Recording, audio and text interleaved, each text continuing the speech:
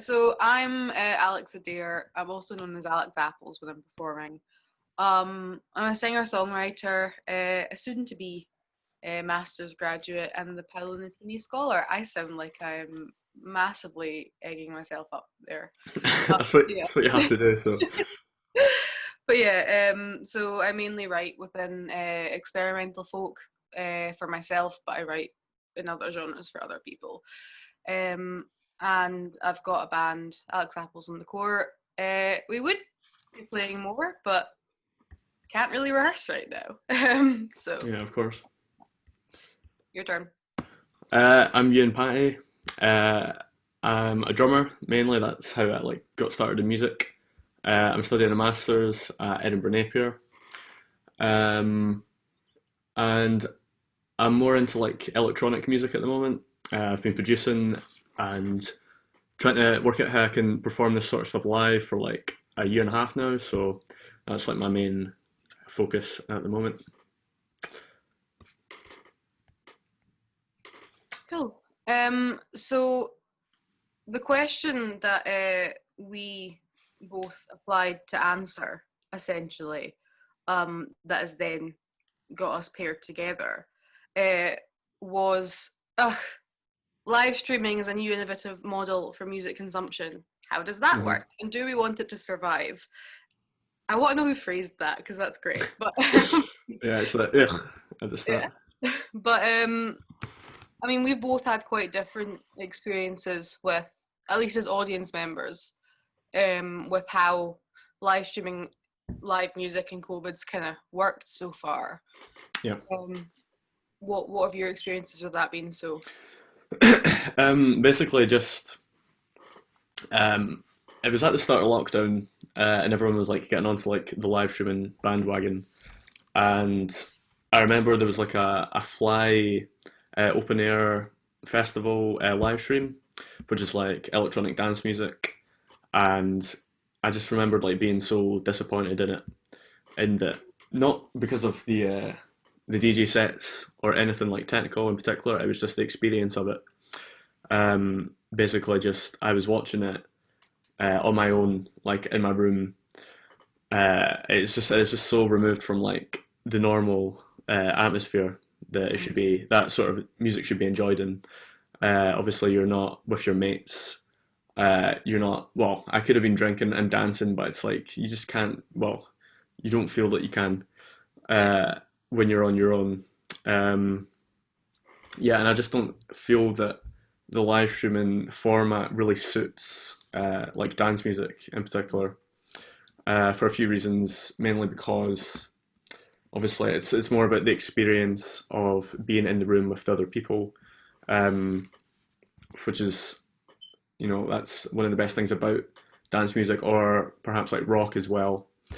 Um, and another thing was like since I was just listening on like my Mac speakers, like my laptop, I wasn't getting any of like the bass. Like you can't feel the bass. And since like some of the music in that set that I was watching was more like minimal sort of techno, uh, it was all about like the bass drops and it's about like feeling it as well. So yeah, I was just a bit disappointed at the start of lockdown.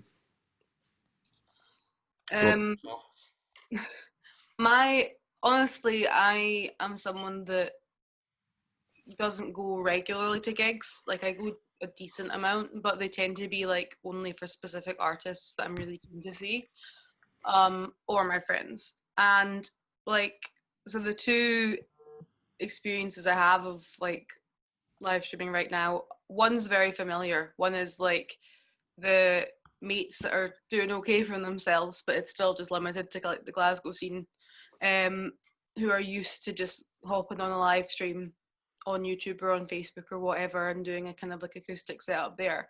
mm-hmm. Um, and they've got a decent home setup, decent mic, decent camera, so it's the same type of quality you'd get on YouTube, and that's not really changed. That is what it is. And those people that are used to doing that have probably benefited from this situation quite a bit, just because like they can keep doing their thing. Mm-hmm. Um, so that's that hasn't changed for me at all. Don't think that's changed much for them, except for the few that have been in bands that are now doing it kind of like one member at a time rather than together. Because trying to make up for lag playing across the way as a band is impossible. But the other thing that I've been aware of was there's this band, BTS. If people haven't heard of them at this point, then you've been living under a rock.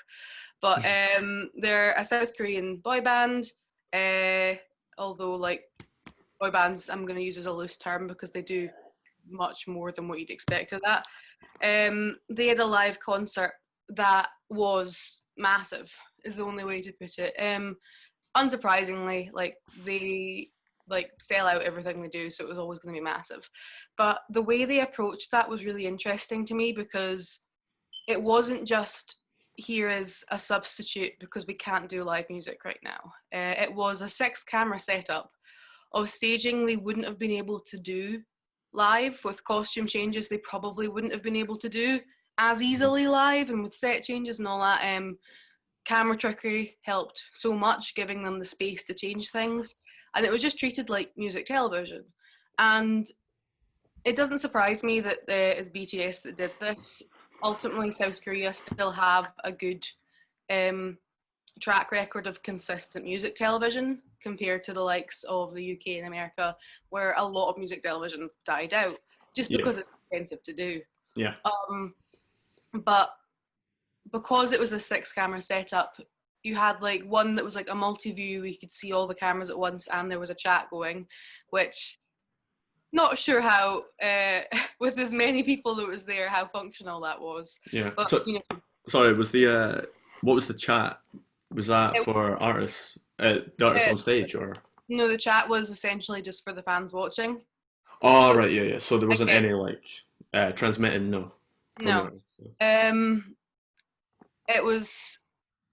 was a weird, because there's still like a level of interaction because their social media use is so like huge at this point. Like, on Twitter especially, they dominate Twitter. It's ridiculous. Although they haven't worked out how to retweet without quote retweeting, but that's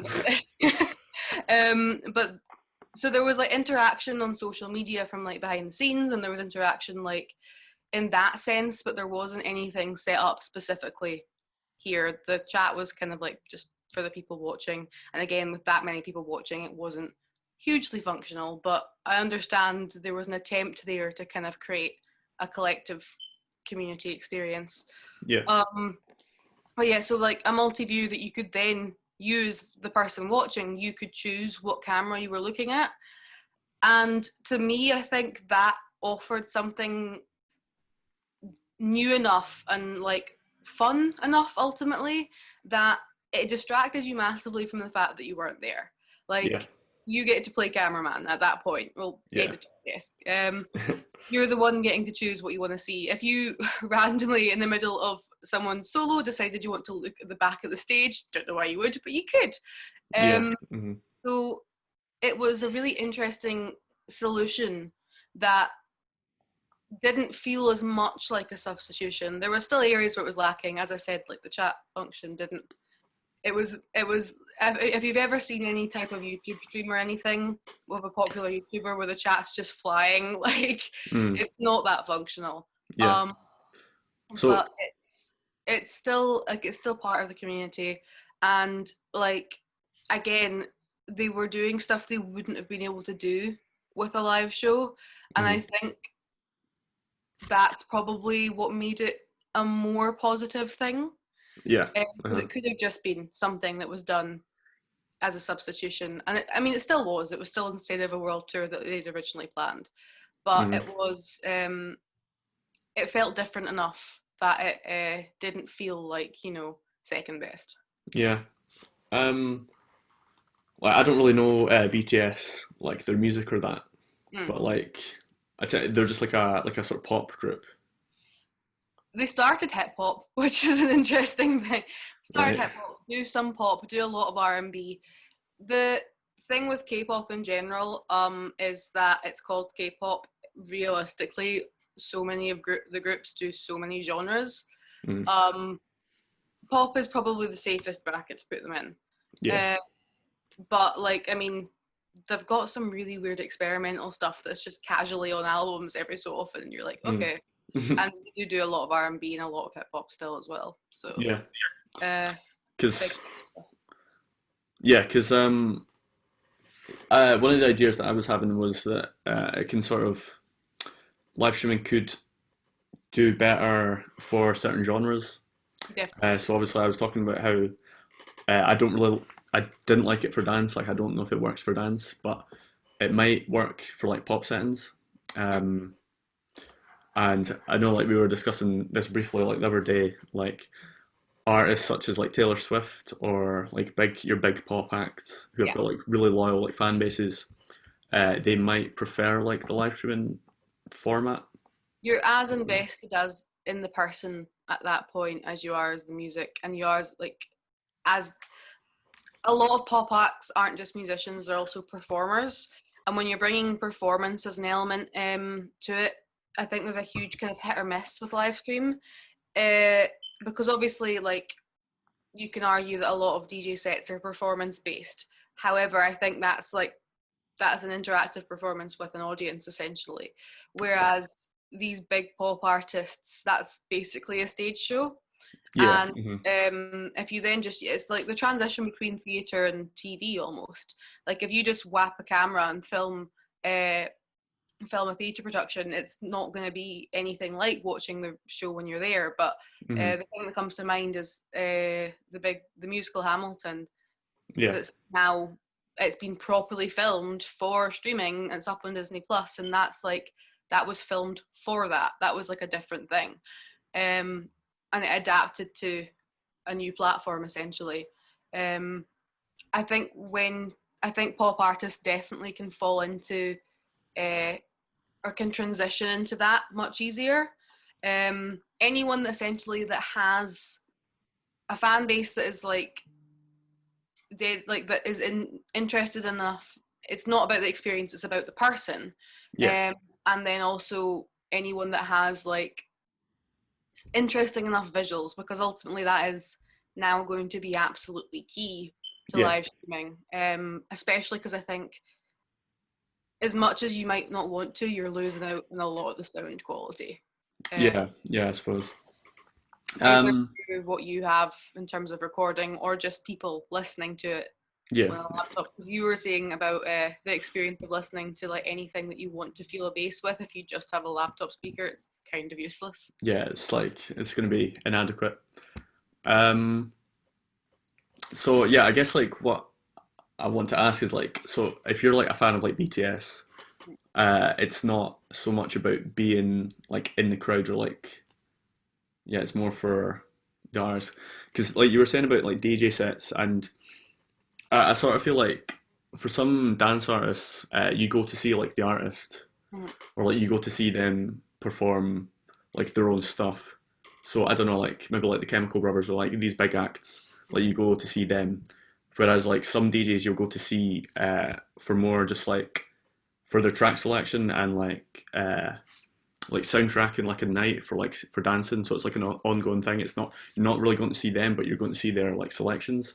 Yeah. So I suppose, yeah, I think like if you were going to, I think like a live stream of like an artist Mhm. for listening to their music, that might work Mhm. because you're like invested in the artist. But if you're just going to see like a DJ who's known for like putting on good soundtracks, then obviously you're going to need the experience. Yeah. It relies heavily on that Hmm. experience. And I do think there are other genres that are also like ultimately I think unfortunately for DJs they do tend to be one of the ones that are going to be uh, more dependent on that experience.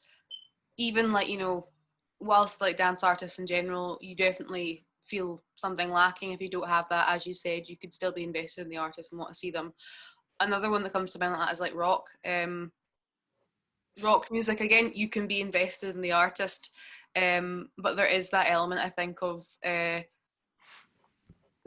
I mean, it's the comparison to like dances and raves to mosh pits. Essentially, it's Yeah. that thing where it's a physical thing as much as it is like auditory. Yeah. Um, Uh-huh. and auditory and visual, and those genres where it is also a physical experience, and it's meant to be a physical experience. That can't be replicated through live streaming at Yeah. all. So basically, what you were talking about BTS with was about not doing it as like a performance, but like trying to come up with like a new thing, like a new way of Yeah, uh, like a new usage for live streaming. So yeah. uh, one thing that springs to mind from that is like I don't know if you know Beardy Man. He's like a sort of drum and bass like producer, Hmm. and he does like these videos. They're like like live streams, and he's like producing drum and bass, but like so quickly, it's like on the fly, pretty much. So like he'll use like his own voice, and he's got like his big setup and that, and it's like so fast. But the thing is, like he talks like in between, which is pretty cool because it's not. He's doing it so fast it's almost like a performance, but you're not expecting it to be a performance. So like you're not missing like the live experience so much because it's already like engaging in a different way. Yeah. Like he's talking, and it's like I feel like it's almost like breaking like the fourth wall, Mm-hmm. like when he talks to his audience. Um, so yeah, I think the live streaming thing is just about trying to do it differently, or like Yeah. not trying to settle for less, like settling for a lesser version of what the live experience would be. Yeah. Well, it is that thing. It's about, if it's bringing something that you wouldn't get from a live gig, then that's, not only is that not going to feel like as like second best, as I said, it's also possibly going to be something that lasts past when we can Mm, actually go back to live music, because yeah, oh, this is a new thing that we are now used to getting. We'd like to keep getting it, please. yeah. Um, So do you and think? Sorry, do you think like that will continue? I think elements probably will. Um, I think in general, a lot of the changes we're seeing with uh, essentially the changes that COVID has forced the music industry to make would have happened anyway, eventually. I think realistically, it's just kind of sped up the process. Hmm. Um, I think, like, for example, even if you are looking at actual like live streams of shows that are just, as mentioned, like maybe done more like music television, or used in a way that you wouldn't get to experience actually being there. Even just Yeah. in the sense of that, that provides so much more access to fans, both in terms of like a geographical nature, because as much as a world tour might be a world tour, you're hitting like a few stops across different continents. I Yeah. know that the amount of people in like parts of like, is it Western Asia? I don't.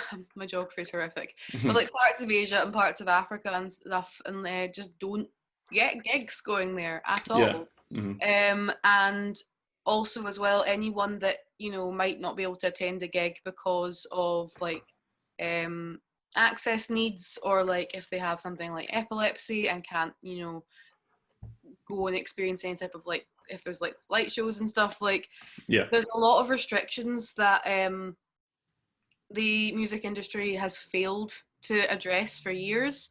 Hmm. Um, Actually, in my head, Scotland and Glasgow is particularly bad for access needs. The amount of venues that have only stairs to access the venue Hmm. is quite appalling, actually. Hmm. And it's one of those things that isn't an easy fix, because some of these are listed buildings, some of these can't actually make those changes. So providing a live stream, it's still not the same, but at least it could provide more access to more people and give people that option. And I Yeah. would like to see that continuing, I think. It's also great for anyone that maybe just doesn't like crowds, because like when push comes to shove, that's what a gig's Literally. Hmm. yeah. um so I hope it does continue, like, but as something that's like in partnership with live music, essentially, Hmm. because it can't and I wouldn't want to, and I'd be scared of a world where it tried to replace live music. Yeah. Um, I, 'Cause that's I like a key part of the industry that we have. mhm. Like I get that. I totally get that. But like, do you think maybe some people just wouldn't bother going out for live music, or I don't know. Like I feel like people.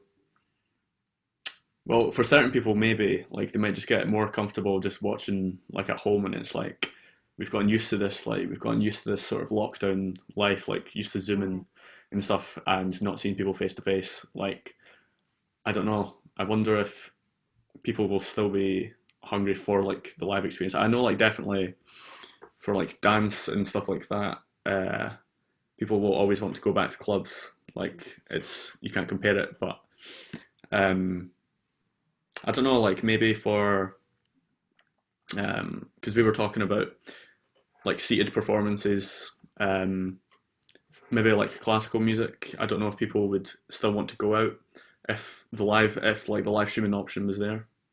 I think I think it's the type of thing where we're saying that pop music can be the one that benefits. I think there's also like I think it's also the only one that might continue to take it forward. I think realistically, when it comes to seated gigs are normally listening audiences, and I think there's enough of a kind of sound quality difference there, unless all of these people have like speaker setups at home and everything is mic'd perfectly in an orchestra. I don't think you'd be getting sound quality, and I think the types of audience that want to listen to classical music or orchestras, etc., would Would want it. would want to go see that because it Hmm. would be a noticeable sound difference. Yeah. And I think it's, that's an experience thing too. It's a different type of experience, but it's, Hmm. that's still about being there. Yeah. I 'Cause- think also the others, like, any type of singer songwriter thing, that could transition well. And I think pop music would transition well. But again, often with these people, fans are invested in the person as well as the music. And if you mhm. have a chance to go see the person, you normally go see the person. Yeah. Um, so I think it would reduce, casual goers would probably fall. I think like the Hmm. numbers of casual goers would, and it's unfortunately always the case that the kind of smaller artists are going to be the ones feeling that. Hmm. Um, Not like the really small artists, because I think also live streaming a gig, at least to the point where it's watchable, could become quite costly quite quickly. Hmm. But you're kind of like your breaking artists and like mid-range artists that could maybe afford to do that, um, could then start losing audience members. Uh, Yeah. Yeah. they Because might not have as dedicated a fan base. yeah, exactly. Because I was thinking just there that like your big artists, they'll sort of be fine, not just like money wise, but in terms of like keeping their connection with their fans, because it's not like you go to see like Ed Sheeran or Taylor Swift like every week, Yeah. but like you go if you're like involved in like a local scene like in Glasgow or Edinburgh, whatever, you're going to see like smaller artists, and you'll go out to gigs and you'll see like the support acts, etc., and like you'll see people that you didn't know that you wanted to see. Yeah. Um, I think for me, like I've sort of because I focused on like thinking about this in terms of dance music for so long. Like I'm doing my dissertation on this as well. Um, I think I've sort of said to myself, I've sort of like generalized it for myself in that, oh, singer songwriters, they'll be fine because you're not losing too much from the experience. Or Mm-hmm. like classical musicians, like they can do it as well because, it's not about being in the crowd for a classical performance. But on the other hand, I think when you go to see like a singer songwriter and they're singing, they've just got a guitar.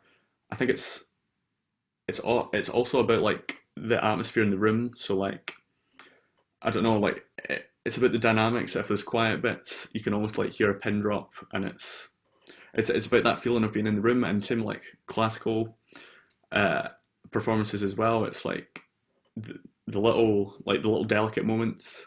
Mhm. You need to be in the room to like see that, because I think I've just generalized it for myself, that thinking like rock and dance, like you need to be in the room, Yeah. but I think ultimately, like, you're onto something in the sense that different genres are going to be massively affected in different ways.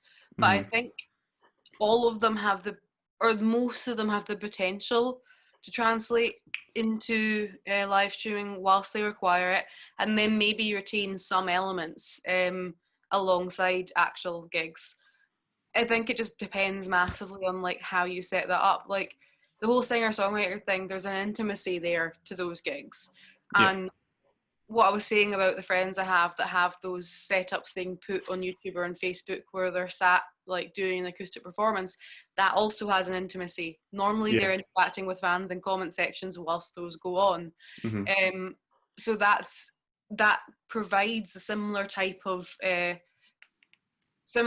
setting with again a new way of interacting because there's direct conversation in a lot of those cases between the artist and the fans that you wouldn't get in a gig unless yeah, you really small gigs you can like pub gigs there's conversation but like on like again starting to kind of get the breaking levels of singer songwriters um it provides more of a direct conversation uh for classical music again like if you could mic every instrument and if you could like there's there are potentials for some really beautiful recordings in there that then also provide recordings um and if they were to pair like filmed performances alongside when they're because there are orchestras that will also record if and they often record um in these huge spaces so they can record as an orchestra that aren't yeah, there doing it instrument by instrument. yeah, If you film in that space and you create a live performance that way, then that creates an insight into how those orchestras perform that again would provide something new and would like work for the listeners they have because it's focusing entirely on the sound at that point almost. yeah, Um, and like going like again just back to pop those ones are the ones that if you treat them like music television are going to be decently sustainable because that's a visual spectacle at that point and pop artists thrive in that type of visual spectacle. yeah, um, Fans tend to love that so that's a mhm, huge generalization but like I do think there are different ways different genres can address it. And I do think the ones that you've identified that are very focused on the experience, they're the more difficult ones to overcome. mhm, Um, you could, I mean, rock, I think, could go along the similar routes of doing like music television type based stuff. I think that would still work really well. Like rock is great for like music visual spectacle. yeah, Um, but like there are the ones that are so focused on the experience I'm not entirely sure. I can't off the top of my head think of solutions. yeah. uh, but you mentioned a thing called Lola that I have no clue what that's Mm. about. To be honest, I don't really know much about it, but I've like used it at uni a couple of times, and it's for like remote projects. So basically, it's just like I think it stands for low. No, I can't remember. I can't remember what it stands for. But it's basically it allows like really low latency recordings, Hmm. or like so you can connect like your visuals and your audio with basically really little latency, so you can do like remote recordings at the same time. So technically, like bands could record, you could have like your drums in one room in like London or whatever, and then another room in like Europe somewhere, and there would be like no uh, Hmm. like audible difference Do you in think recordings. that could be used in a live setting at all in terms of like audience and artist? Yeah, well, the thing about Lola is it's not widely accessible Mm, for, and it's like really expensive. mm, No reason that uni's got it is because they've got the funds for it. But I don't know, like maybe in 20, 30 years' time, like I'm not saying that it will be like in everybody's household and everybody connects like I don't know to the wall, like DI into the wall, but um, I don't know, maybe that kind of thing might come and it's Mhm. like it's hard to tell like what technology will bring, but This is a thing that we haven't talked about at all, but it's just made me, because that's like seems like a future thing. mhm, What do you think about visual reality? Like, is it VCR? Like like these VR. VR? Yeah, that makes Mhm. more sense. Where did I get the C? Um, Don't know. but like the idea of like VR gigs, because I in my course have had some people that have talked about the possibility of that, and like of gigs filmed in like 360, and the ability of walking essentially through a stage of people performing, Hmm. because that might be a solution to these gigs that require experience. Yeah. Um, yeah, I did like a wee bit of reading about this because I was sort of touching on this in my dissertation, like research as well. And yeah, there's some I can't remember who, but there's like some DJs that think that VR is going to be like the future of like dance. And I think that was definitely in an article that was written before COVID. Mm-hmm. So I think that was already like uh, on the trajectory. Mm-hmm. Um, and they were saying like like everybody would have their headsets, so you could have like a DJ set at home, Mm-hmm. and yeah, like what you were saying, you could walk about, and then obviously it would be like going to the gig, and but if everybody who was watching the same thing had like their headsets, you can meet them and Mm-hmm. like still see them, but you just wouldn't be in the same room, which is Mm-hmm. kind of weird. And then there was like another article where they were talking about like VR DJs as well. So like uh, it's like you would go to a club and you would have, I don't know, like a Carl Cox themed night. So like he's not actually going to play, but Mm-hmm. like a hologram of like Carl Cox would be there or something, and they like analyze his music and his sets, and then like sort of come up with like a computer generated set of what Mm-hmm. he would play, uh, which is totally it's totally weird, but Wasn't there a festival that did something like that? I don't know. I I'm might not do a sure. really quick Google, which I feel Mhm. like is, it's not cheating, but for some reason it feels like I'm cheating. Yeah, I'm go gonna for it. do a Google of just like a hologram artist fit. I feel like it might have been Tupac, Yeah, I feel yeah. and I remember reading about that and Hmm. being absolutely terrified. Yeah, or was there not like Prince? It I was don't know. Coachella had a Tupac hologram Mm, that performed, and that to me is frightening for different reasons, because I mean, because they've also started like questioning, if you compare this to film, whether they can bring back old actors through CGI essentially. yeah. Um, and there's a fear there of, wait a second, they've had their time. Mm, Won't let people that are literally like not here anymore yeah. prevent people that are currently performing from performing, because that, I think, becomes a huge risk if we start bringing in holograms of people that have passed. And it's an interesting thing because it does provide this way of like, for example, I have never seen David Bowie perform. I would have loved to, never Mm, got the chance. Would I go see a hologram of him? I don't know. mm, There's like a yeah. genuine question there that like that could be quite cool. However, like there's still a question there of like, that's not actually like, that's still, how different is that from me just watching videos of him perform on YouTube? And Yeah. obviously it's Yeah. different, like there you're in an audience, etc. But like it does worry me a little bit Hmm. actually. It's almost like Netflix. It's like how that's different to going to see a film Hmm. because you've got all the films on Netflix and you can watch them at any time. So it's like Hmm. I don't even need to be there when the artist is alive if I Hmm. want to see them. Like they could die and then I could just like see the hologram version, which is like kind of similar.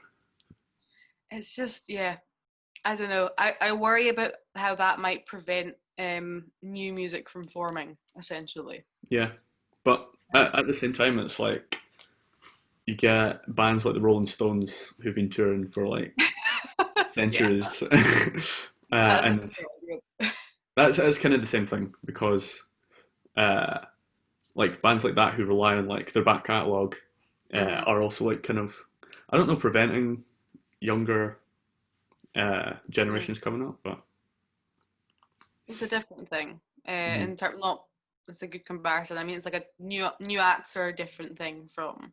mhm. Uh, Yeah, thinking about that, what you were saying about like the VR and stuff. I came across like this band. I can't remember who they're called, but they had created like an app, mm, or like they'd got somebody to develop an app where they'd like filmed a set. I think it was like in their studio or at like a gig venue, and the app meant that if you like walked around your room, you could like go to different spaces in wherever it was filmed, which is pretty cool. mm, that's cool. Uh, I do think a lot of this was bound to happen regardless of COVID. Hmm. COVID is just, as I think as I said earlier, kind of forced people to come with these solutions quicker. Hmm. Um, and because of that, also, I think it seems messier than it might have had we just progressed at like the rate Hmm. we would have. Yeah. Because there's a lot of people floundering and just kind of doing what they can, which Hmm. props to them for trying. But Hmm. it's, I do think there is a large chance that a lot of this will be seen in the future of the music industries in general. Yeah, Like, I definitely. think now that it's here, it's sticking about. Hmm. Um, I'm just like looking at our notes. so am I.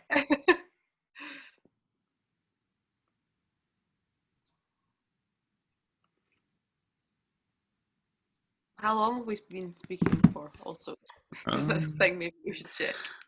I don't know. I didn't. I don't know when I started the recording. So Um, I'm guessing because you sent me the link at 10 to 12, maybe around 12.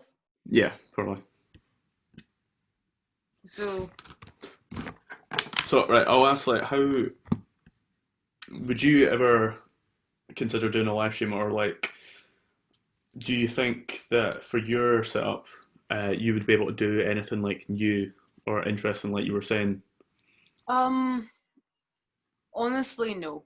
I mean, I'll do live streams because I've been asked to do them. I also like, I'm in the habit of I live stream rehearsals before gigs anyway. Yeah. So that I suppose actually is technically something that's like not a gig. That's like a live stream rehearsal. That's a different thing. Hmm. But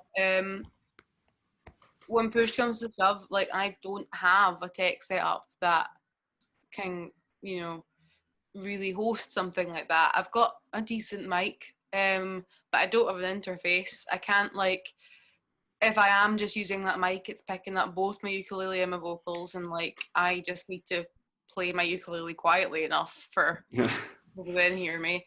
Um, so like sounds okay, but it's not great. And then like honestly, like I don't know how I have a camera. I wouldn't know how to set that up to my laptop. I could probably work it out, but in general, I have never been a big performer anyway. I perform Mm. because I have to. I don't particularly like it.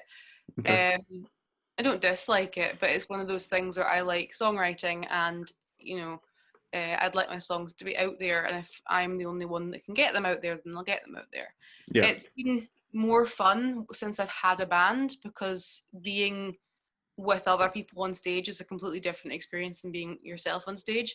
Yeah. But, you know, right now I can't be with the band. Hmm. So I mean, as I said, I don't particularly like it, and all the things I do like about it, which are like being able to interact with the audience and being able to interact with my band, now I can't do. So the things I did like just aren't there anymore. Mm. So I have Yeah. absolutely no desire. Yeah. um, and again, like when push comes to shove, I don't want to be putting out subpar work Hmm. that I'm not proud of, and I know that with the setup I have, it would just sound like someone sat in their like webcam type thing. Yeah. And Hmm. like my compromise with that is I film like covers and performances and stuff, and that I'm totally fine with because I can record the sound there and get a good ish sound quality Yeah. where things were leveled and you could actually hear what I'm saying. Yeah. So I can still put out content, but there's no benefit for me, I think, from live streaming. Like, I just don't have the kit, Yeah. essentially. Hmm. And I think ultimately that will be a thing with a lot of smaller artists, is if you don't already have that kit, it's expensive to start Yeah, building. definitely. And we were like talking the other day about like recording and stuff, and how sort of smaller bands or bands that are just getting going, if they've not got like the equipment in their homes, then obviously they've been like idle over lockdown, which is just like excruciating, because they might have gigs lined up and they can't play them, or they were going to have recording sessions, and then it just seems to get like pushed back and pushed back, because I've got like this group up in Edinburgh that we're trying to record stuff with, and yeah, we're just having to push back the dates, which is really frustrating. Mm-hmm. Whereas, yeah, like for me, like I'd be totally fine, because I can still like make little tracks and stuff, because I'm more like a bedroom producer. I don't need to hire rooms to record in, which is quite useful for me. But obviously, it's a shame if you're needing to record like drums or whatever. You need the space, you need like the mics, and it's very expensive. It is the case that I think this has stopped a lot of people that might have made it from making it. But I think also alternatively, it's probably helped a few people, and it is that Hmm. difference of people that can do things in their bedroom Yeah. right now are gonna thrive with this, Hmm. because like there is a lack of new content from like your big artists. A lot of them like just stopped releasing things. Hmm. At least for a while. It's starting to kind of unfreeze now. Hmm. But there was a lull of people, like people just like postponed releases, like Hmm. a lot. Um, so there was this like time period where like breaking acts that could still put that music out and chose to had had a larger audience to appeal to than they might have otherwise. Hmm. But I think it is hugely limited to either solo artists or bands with a very good connective setup, or Hmm. maybe that live together. Yeah, exactly. Um, the only music, like me and my band have managed to record good demos, but they're good demos. Hmm. Um, so it's not quite the same. And like I live by myself, so I have formed an extended flat with, or extended household, is that the word? Yeah. With yeah, with a person I'm working on her album. Yeah. And because but that's just, we've found a way to like safely, like we can safely meet in person. We're still doing the work in person. Hmm. Like that's and so that's just a solution of um luck almost that I Yeah, I live for suppose. myself ultimately. Hmm. Um that we live by, so I'm able to do that. But I think there are some people that have been very lucky in this situation, and some people that have been very mucked up, Yeah. essentially. Yeah. You were talking there about whether or not artists should like release music Mm. during the lockdown, and one of the questions that I'm wondering about for like my dissertation is like dance music in particular. But if dance artists are like motivated to make dance floor tracks, so like your bangers for the dance floor, considering there's no dance floors open uh, to get it actually played out, Mm. and then two, like, are artists in general like comfortable releasing stuff at this time? Um, and I think when I was researching this, I saw Taylor Swift, I think, and another artist uh, held back releases, and they Yeah. didn't put out their album or something, and they were like worried that it wouldn't get as well received. But on the other hand, I think The Weeknd and Dua Lipa put out releases, and like they went massive. So I Yeah. don't know. I I think there's like still an appetite for it, but Well, yeah, because actually, so much of our leisure is being cut off that the stuff that we still can access, we're gonna access. yeah. But so I think, I understand why a lot of the bigger artists did, just because it was such a kind of unknown, Hmm. and so much of marketing depends on on media that we now can act, like obviously just the stuff like pubs now, just even when they're all shut. I'm in a tier 4 where I'm at. We are the worst. Rough. But like even when they were open, like obviously music wasn't being played. Hmm. Um, Yeah. so it's just this whole thing of like, if that's the case, then radio play is being like slashed massively. Hmm. Yeah. And but at the same time, like obviously, like places like Netflix saw a huge increase in use, and I think it's the same with like the likes of Spotify. I don't know for sure. I'd need to double check that. Yeah. But I think Spotify had like an initial dip. mhm, I think of like 7 to 8%. Just at mhm, the start of lockdown, but then it just went back up. So, yeah, and I think it was to do with the fact that because people were commuting less, like yeah, they yeah, weren't listening on their commute, and it's just like because behaviors were different. But that seems to have like sorted itself out, as it was. And streaming is still very much like the yeah. main way of listening to music.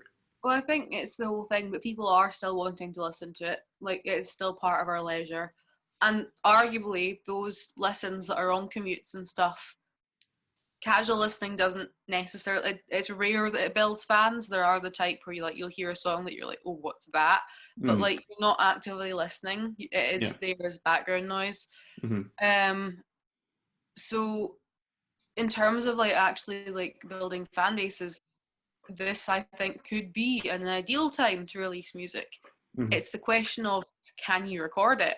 Do you, like, if you have it good to go, then I would be like, yeah, like this is a good time Yeah. actually. It's like um nobody's you got need like to anything adjust, else to do. yeah, So. Hmm. you need to adjust your marketing strategies, but like it's definitely doable. Hmm. um it is just the question of, can you get a good enough sound quality Hmm. when studios are shut, and when like you can't record with multiple people, Yeah. like Exactly. um and I think that's I have been toing and froing. The like me and my band, as I said, we've recorded. I say good demos. That's actually being quite cruel to it. I could release it as it is, Yeah. but It's like like just obviously it's like a really strong demo, but it's not. If you feel that you would want to do it again, like properly, even though yeah, it's almost there. it was not even that. It's like specific tracks. So much like there are tracks on it that I would 100% be comfortable releasing now. They sound done. Like, Hmm. and the heavier tracks that are kind of more into rock and folk rock, there's like one that's a little punky. They all sound, surprisingly, they're the ones that have worked. Mm. Like somehow. Yeah. And it's because I'm fortunate enough to have a connect, like the my pianist, violinist, keyboardist has a home studio. Um MIDI drums on heavier songs are more difficult to hear as MIDI drums, I think. Yeah. Yeah. You've got a Definitely. lot of things going on, like the fact that they are not a real sound you don't notice. Hmm. Um, and then my producer is a bassist and guitarist and could add extra layers for me, recorded very well. Yeah. So on the heavier tracks, I'm like, they could be released, but on the ones that are more acoustic and you can hear the individual instruments, that's when it becomes like, oh, that's not a real drum kit.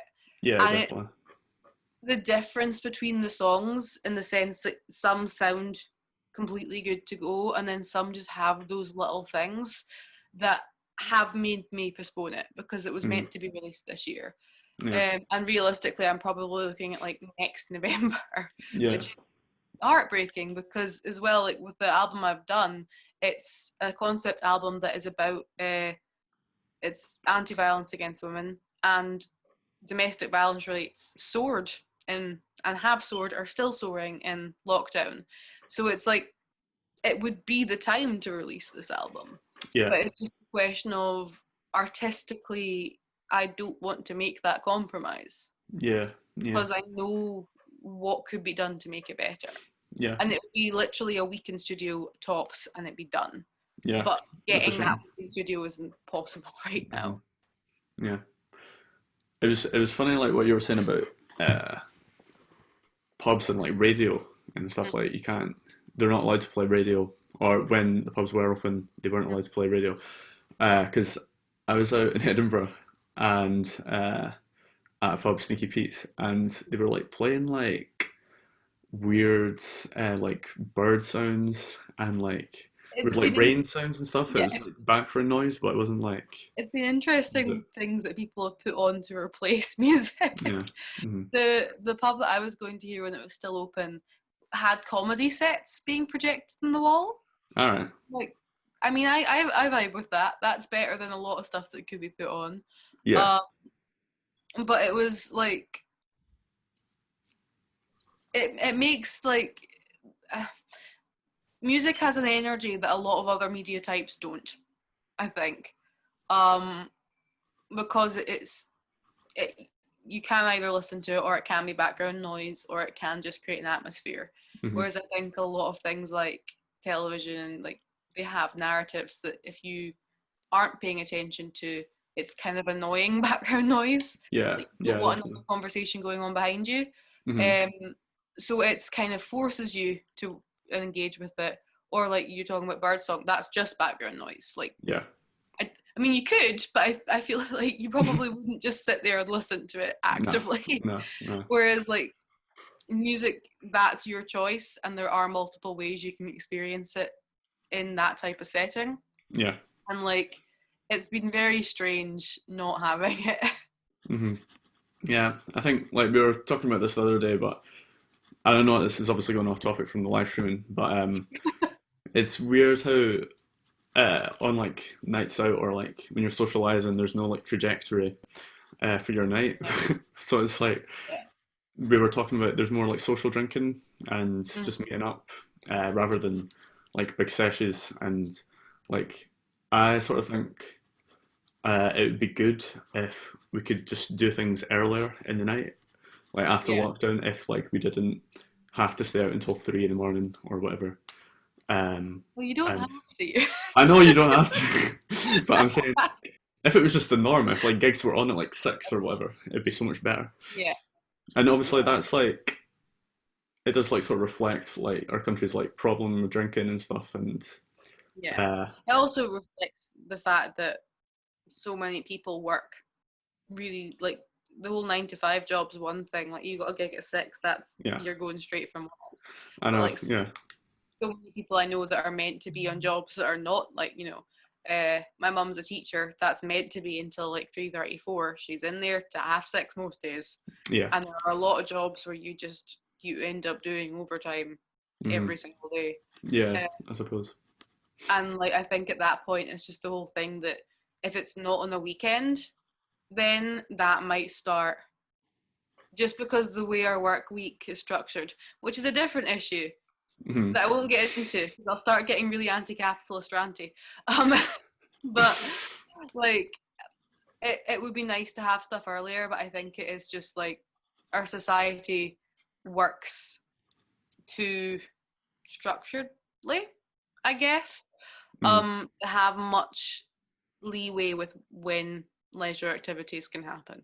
Yeah, I suppose. Yeah, That is a big tangent. yeah. That was a massive tangent from live streaming. Uh, uh, yeah, I was thinking about because we were thinking about how we could do things differently for live streaming, uh, and yeah, I guess it's like thinking about who your audience is. mm, Um, and I was thinking about for dance music. I don't know if you know about like the concept of like live sets, as opposed to like a DJ set. So like a live set is basically when it uses like a lot of loops and stuff, right. and it's basically like dance music, but it's created in like real time. So Okay. like musicians will have like hardware which can enable like melodies and like different stuff. So you've got like your drum machines and melodic stuff like keyboards or whatever. Um, but you can actually see it getting built up in real time, as opposed to just playing like a WAV of like an audio file. Yeah. You can see like all the individual elements getting built up And I was thinking that that might be like a more engaging thing Definitely.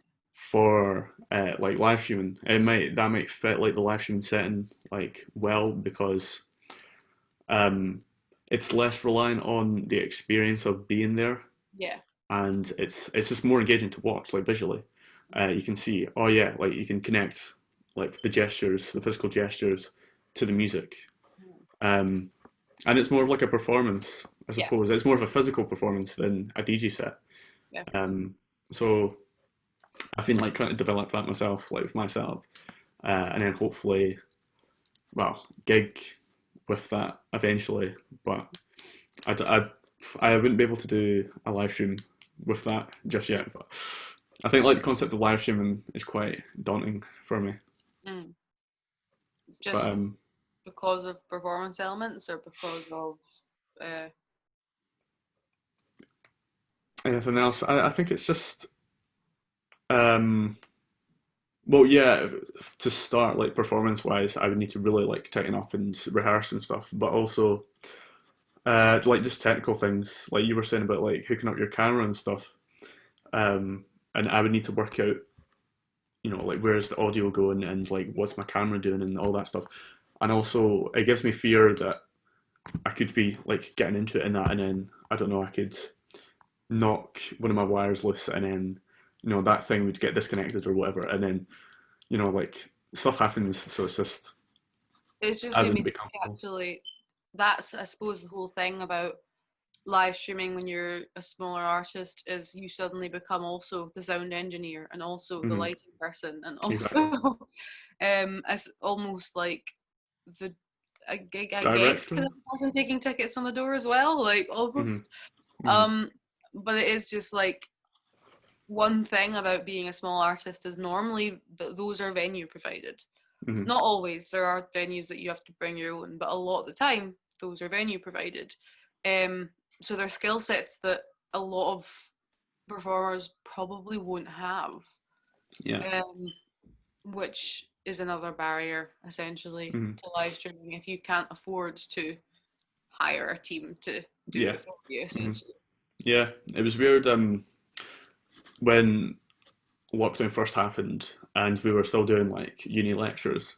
I think for like the first 2 weeks we were still getting used to it, and uh, I had this class called software applications, which was like this sort of live set stuff that I was talking about. And I think for like the first 2 weeks we just spent loads of time working out how we're going to do it. So like how because originally we were gonna try and live stream it, Mm, but then we ended up not just because of well, it'd be easier and you've got more control over it. yeah. But we were trying to work out where to route signals and stuff, and it was like if we were performing for feedback, like where's your audio going and all this technical Mm, stuff. It took ages to get used to, but mm, yeah, like you're right. It's like you need to come up with like different skills which you're not used to. mm. It's the same with the recording as well. Like if you are having to do DIY home recordings, you suddenly have to know how to use your software and know how to use your kit, Hmm. other than Yeah, just having it to start with. yeah, Um, and it takes so much time. Like it's yeah. if you've got like an hour long Zoom meet to show like a piece or whatever, and you spend the first 20 minutes of it just connecting your audio or whatever, it's a nightmare. But on the flip side, like that would be good for after lockdown, I suppose, because uh, like a lot of musicians have like really went for it and like learnt all that stuff, so it's kind of cool in a way.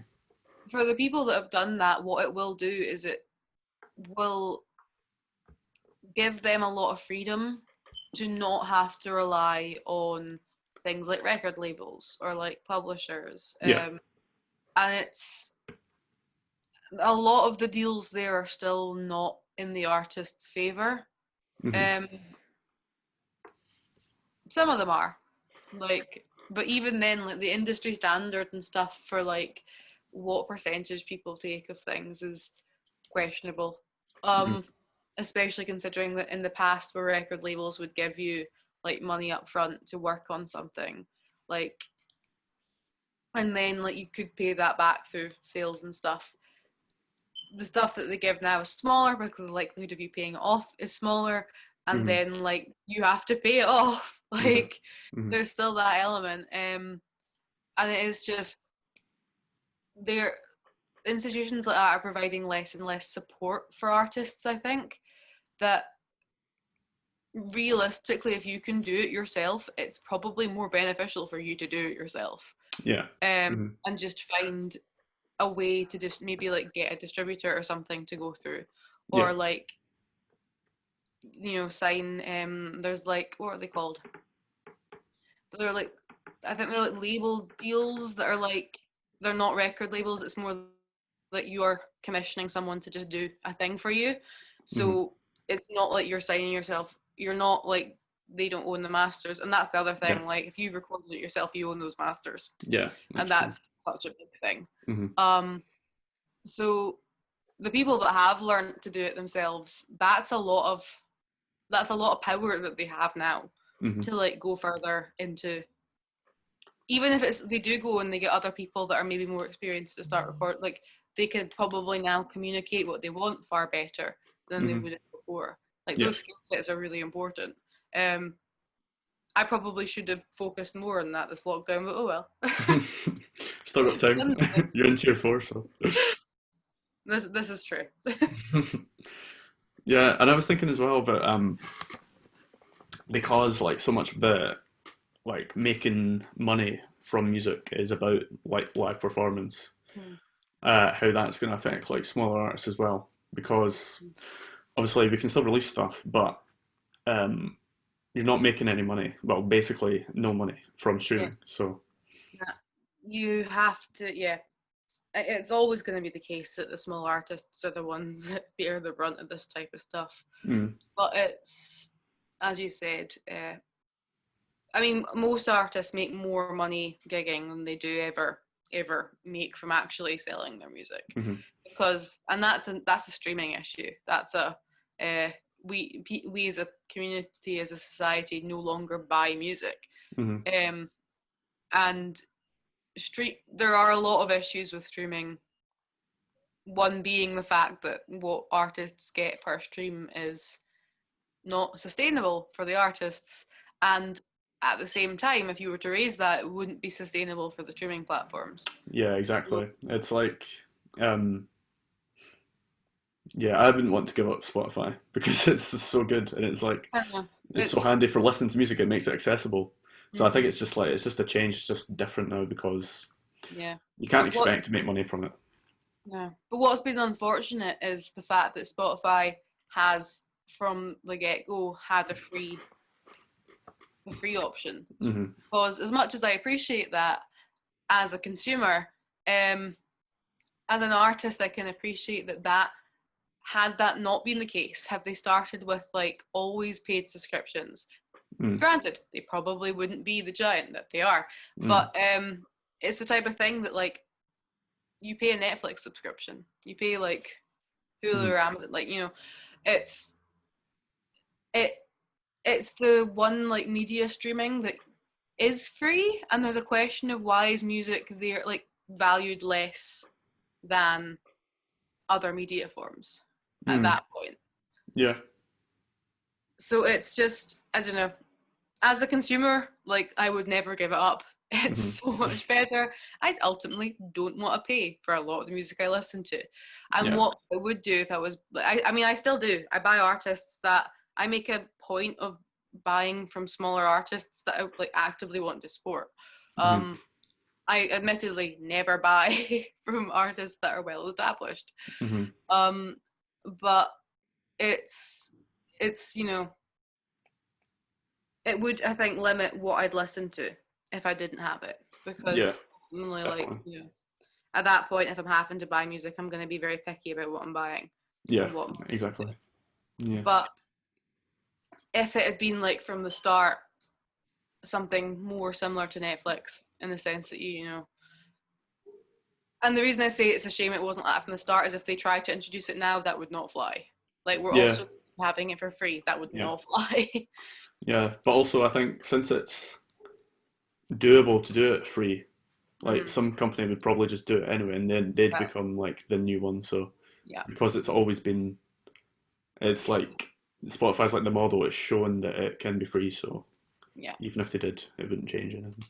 And it's, I think, I mean, basically what we need to address with Spotify is like the record label to artist splits that come in from streaming, which Mm. are now being addressed, and there's a lot of conversations going on about that right now. So that's good. That's promising. But the other thing is just like, you know, I mean, obviously there are like you can have a paid subscription to Spotify, just possibly bringing in more benefits to that Mm. that encourage more people to hop onto that part of it. Yeah. I'm a bit of a dinosaur, I say, at age 24. I mean, I don't. Partly it's because my laptop is ancient, and if I try and use Spotify, it takes half an hour to load it. Mm. So admittedly, I don't use it that much. But I mean, I still like actually. What I use YouTube Music of all fucking things. Yeah. They're gonna take that out. I use YouTube Music of all things, Yeah. just because that is like that works on the internet much easier. Spotify on the internet is annoying. To be blunt, it doesn't like functioning on the internet as much as it does on the app. Mm. But like, it's still technically a streaming service. It's just a different one. Yeah. So it is a whole thing that this is, I don't know. I mean, I still have iTunes. I still have music on my phone that is just music that I have. Yeah. Um, Yeah. I don't really. I've got like 3 albums, and they're all like compilations. So it's I like. have like 4,000 songs on my iTunes. Mm. It is possibly why my laptop is as slow as it is. Maybe too many files. Too many. But it's, I don't know. I think I still just also quite like owning music. Mm. And that's also, I think that's uh there's a thing there with what's the word? There's a cultural thing there in the sense that I consume a lot of Korean music, and there's a culture in Korea and Japan and other parts of Eastern Asia of there's still a culture of buying physical albums Mm. Right. because their packaging is interesting. Yeah.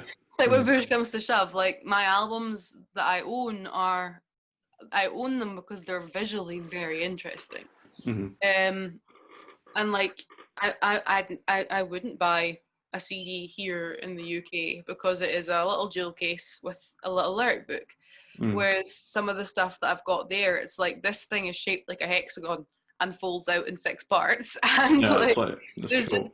there's cool things, and like they'll come with like huge amounts of photos, and like, yes, this has like 4 panels of stickers for some reason, or this has like a bookmark, or and they have like photo cards, which are basically like, you know, the people that would collect like baseball cards or like, you know, Mm-hmm. it's kind of like that. Right. But For like BTS.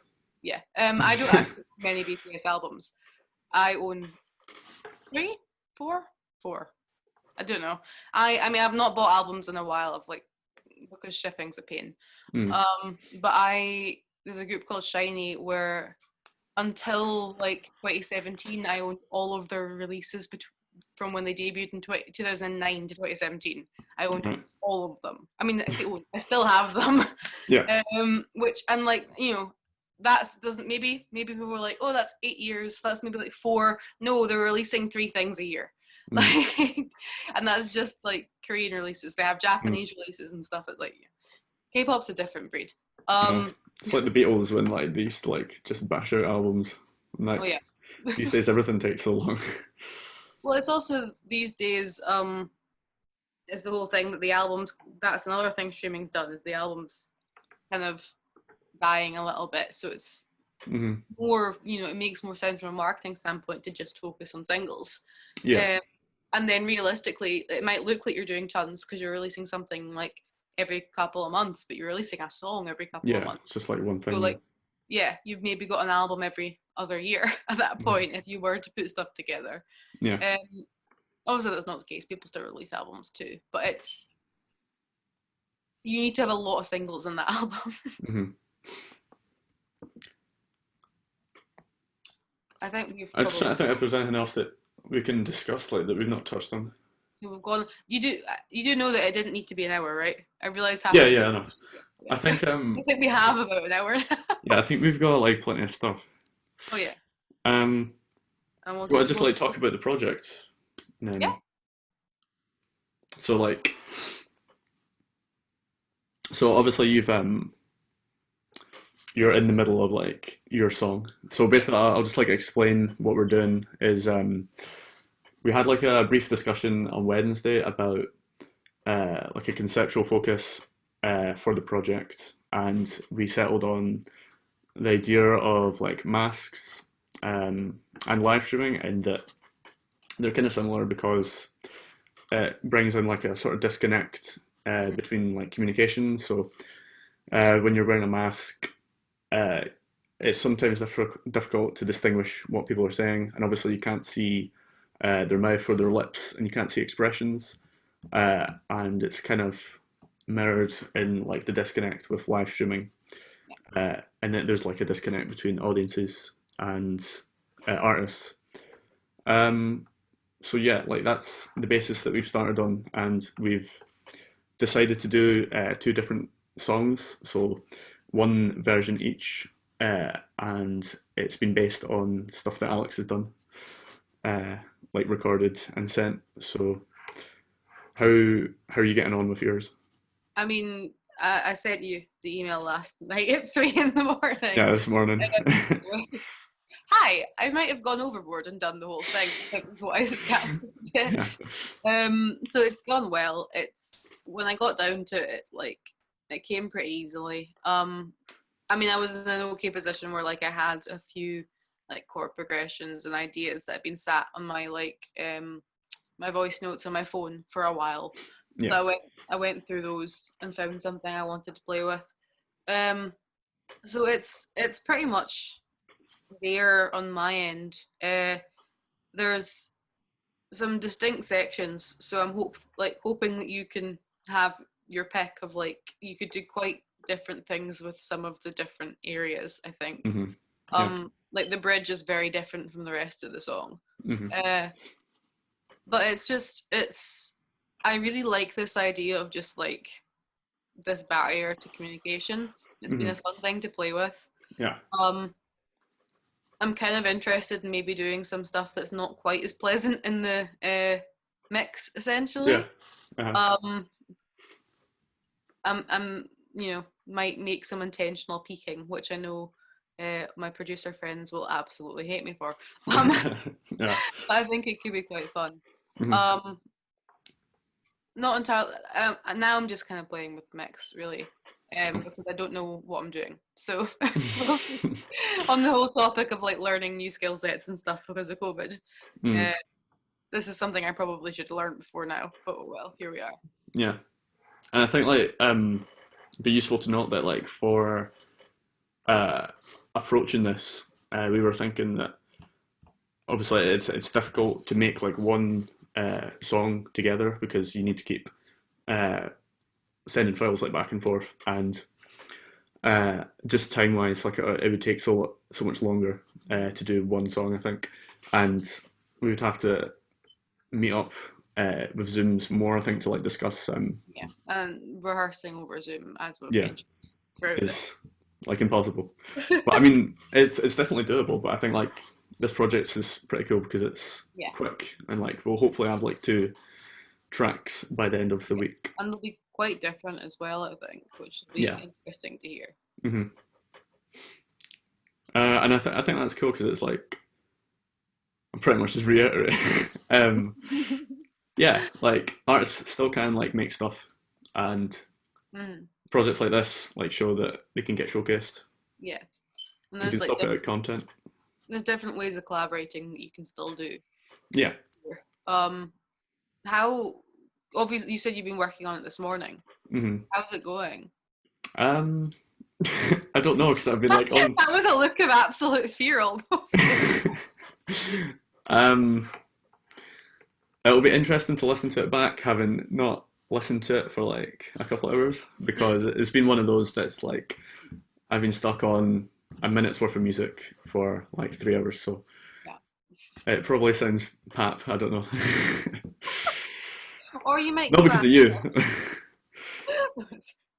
You might go back and find that you like it far more than you did with like when you're not frustrated at it. Yeah, hopefully. I don't know. We'll see.